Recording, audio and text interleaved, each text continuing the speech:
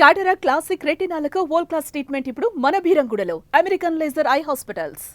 ఆంధ్రప్రదేశ్లో త్వరలో I care I cafe పేరుతో కొత్త ఇనిషియేటివ్స్ స్టార్ట్ కాబోతున్నాయి. అసలు ఏంటి ఈ కాన్సెప్ట్, దీని ద్వారా ఏం చేయాలనుకుంటున్నారు, దీనికి సంబంధించినటువంటి కొన్ని అంశాలని Andhra Pradesh IT minister Nara Lokesh tweet చేశారు. ఒకసారి దాన్ని పరిశీలిద్దాం. మనం ఒక కీలకమైనటువంటి ఒప్పందం ఆంధ్రప్రదేశ్ ప్రభుత్వం కుదుర్చుకుంది యువతలో వ్యాపార నైపుణ్యం పెంపొందించేందుకు. పదే పదే ఏపీ సీఎం చంద్రబాబు నాయుడు ఒక కాన్సెప్ట్ చెప్తున్నారు. ప్రతి ఇంట్లో ఒక ఎంటర్ప్రెన్యూర్ ఉండాలి, ఉద్యోగం సంపాదించడం కాదు, ఐటీ నైపుణ్యం సంపాదించడం కాదు, వ్యాపారాత్మక దృక్పథం కూడా రావాల్సిన అవసరం ఉంది అనేటువంటి మాట చెప్తున్నారు. అందులో భాగంగానే మామూలుగా అయితే స్కిల్ డెవలప్మెంట్ ప్రోగ్రామ్స్ పైన ఏపీ సర్కార్ ఎక్కువ ఫోకస్ పెడుతుంది. ఈసారి స్కిల్తో పాటు ఎంటర్ప్రెన్యూర్షిప్ని కూడా ప్రమోట్ చేసేటువంటి కాన్సెప్ట్ తీసుకొస్తుంది.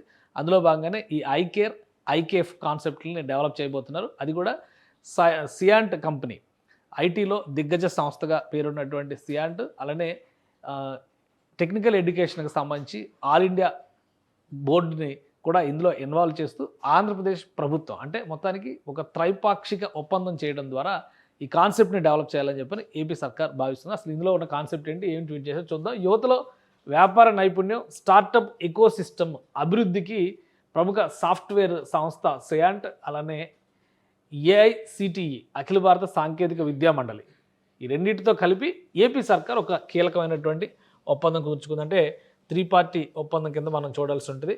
3 సంస్థలకి ప్రభుత్వంతో పాటు 2 సంస్థలతో కలిపి ఈ ఒప్పందం కూర్చుకుంది.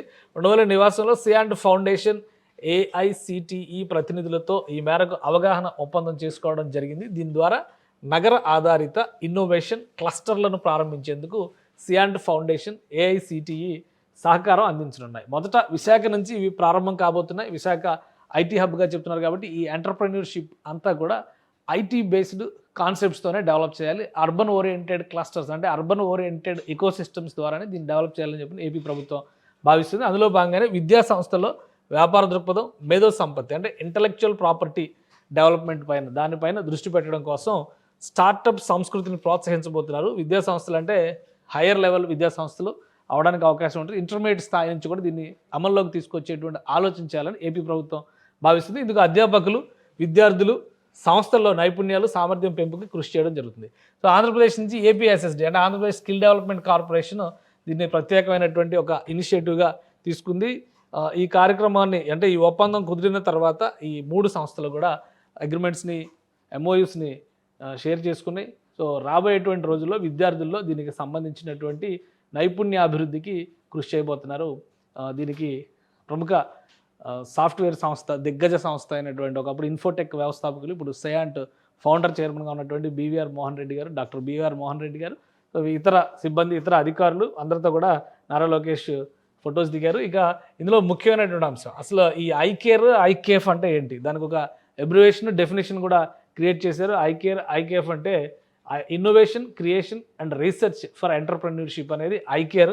అలానే ఐకేఫ్ అంటే ఇంటలెక్చువల్ ప్రాపర్టీస్ సంబంధించి అంటే idea creation and auxiliary facilities for entrepreneurship, ఈ 2 కాన్సెప్ట్స్ని డెవలప్ చేయబోతున్నారు. రాబోయే రోజుల్లో విద్యా సంస్థల్లో వీటిని పెద్ద ఎత్తున ప్రోత్సహించాలని చెప్పని ఆంధ్రప్రదేశ్ ప్రభుత్వం భావిస్తుంది.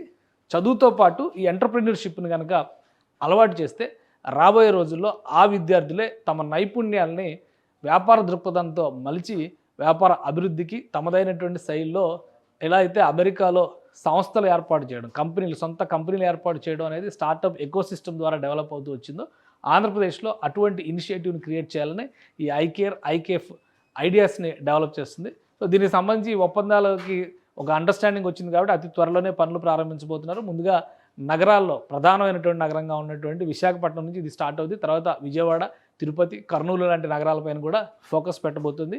ఈ ఏడాది ఈ అకాడమిక్ ఇయర్ని దృష్టిలో పెట్టుకునే ఈ ప్రణాళిక అమలు చేసేటువంటి బాధ్యతని రాష్ట్ర ప్రభుత్వం తీసుకుంటుంది.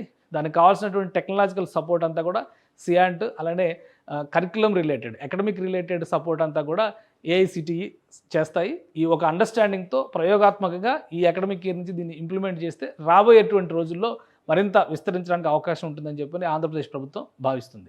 సుమన్ టీవీలో మీ పర్సనల్ అండ్ బిజినెస్ ప్రమోషన్స్ కోసం కింది నెంబర్కి కాంటాక్ట్ చేయండి.